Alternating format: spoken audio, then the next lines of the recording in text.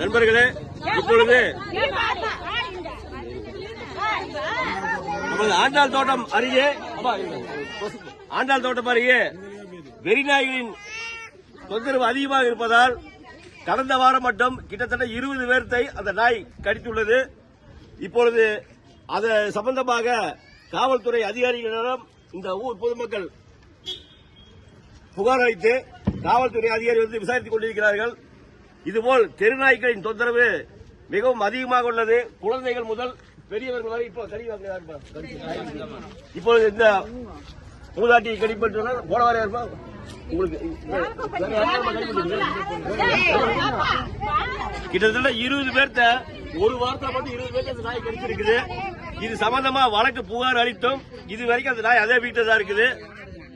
காவல்துறை அதிகாரிகளை கேட்டா என்னங்கிறாங்க, அது கார்பரேஷன் சொல்லி ஊசி மட்டும் தான் போட முடியும், நாய் அப்புறப்படுறது எங்க வேலை இல்லைன்னு சொல்லி கார்பரேஷன் சொல்லியிருக்கிறாங்க. தொடர்ந்து இந்த வெறிநாய் கடி அதிகரித்து வருகிறது.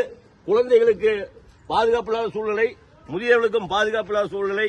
இந்த காணொலியை பார்க்கும் அரசு அதிகாரிகளும்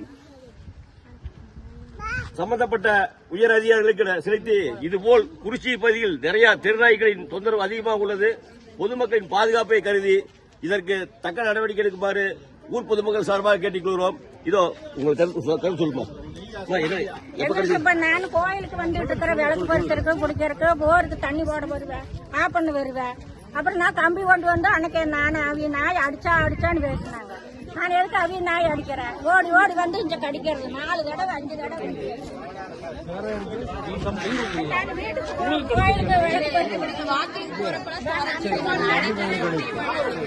கேஸ் எப்ப கொடுத்தீங்க சொல்லுங்க. நீங்க சொல்லுங்க, அது சொல்லுங்க. இது சம்பந்தப்பட்ட அதிகாரிகளை நம்ம புகார் அளிச்சு 2 நாளைக்குள்ள அப்புறப்படுத்தீங்கன்னா நம்ம அடுத்து. நீங்க எப்ப புகார் கொடுத்தீங்க சொல்லுங்க. புகார் கொடுத்த டேட் தான் தெரியுமா? பரவாயில்ல சொல்லுங்க. இங்க குறிச்சி ஆண்டாள் தோட்டம் முதலியார் வீதியிலிருந்து ஒரு 4 முறை ஒருவரையே கடித்து ஏற்கனவே காவல்துறை ஆய்வாளரிடம் வந்து புகார் அளித்துள்ளோம்.